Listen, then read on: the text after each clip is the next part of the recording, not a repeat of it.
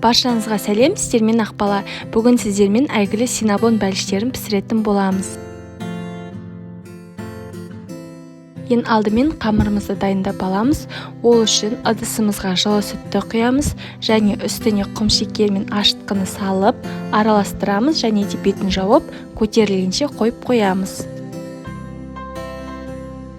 Белгілі уақыт өткеннен кейін осылай көтерілу керек.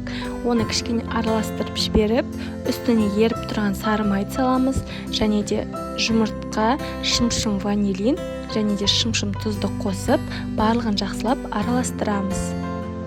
Одан соң үстіне ұнымызды салып, қамыр илейтін боламыз.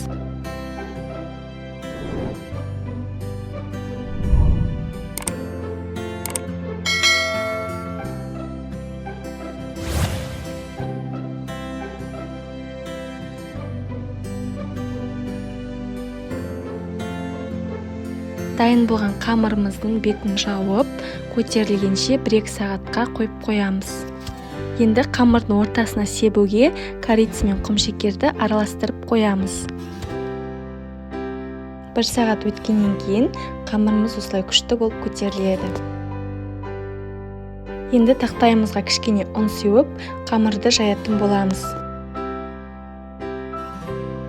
Шама келгенше 4 пішті формада жайған дұрыс.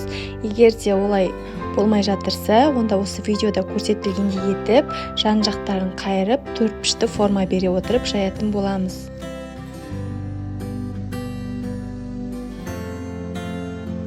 Енді ерітілген майды осы дайын болған қамырымыздың үстіне жағып шығамыз. Одан кейін үстіне жаңағы құмшекер мен корицаны себеміз.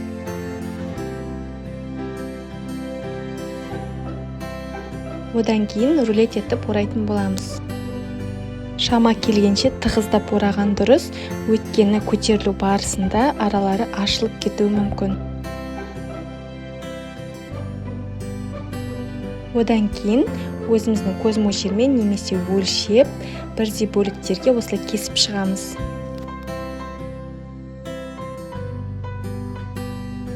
Синабондарды кесіп алғаннан кейін пергамент қағазын төсеп, ыдысымызға осылай арасын алшақ етіп орналастырамыз. Өйткені пешке салмастан бұрын тағы бір көтерілгенін күтетін боламыз. Осылай көтерілгеннен кейін 180 градус қызып тұрған пеште 30-35 минут пісіріп аламыз. Енді бетіне жағу үшін осындай сүзбелі ірімшікке кішкене сүт қосып араластырамыз және де ешқандай іртік болмау керек. Екеуін жақсылап араластырғаннан кейін үстіне қант ұнтағын салып араластырамыз.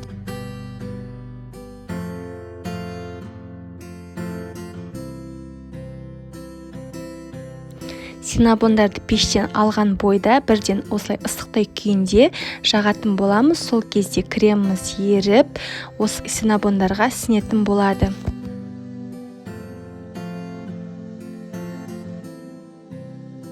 Міне осылай кремі еріп, күшті болып шығады және де осы суығаннан кейін бірден жіберуге болады. Өте дәмді және біздің үйдің сүйікті бәліші. Сіздер де жасап көріңіздер, өкінбейсіздер. Баршаңызға ас болсын.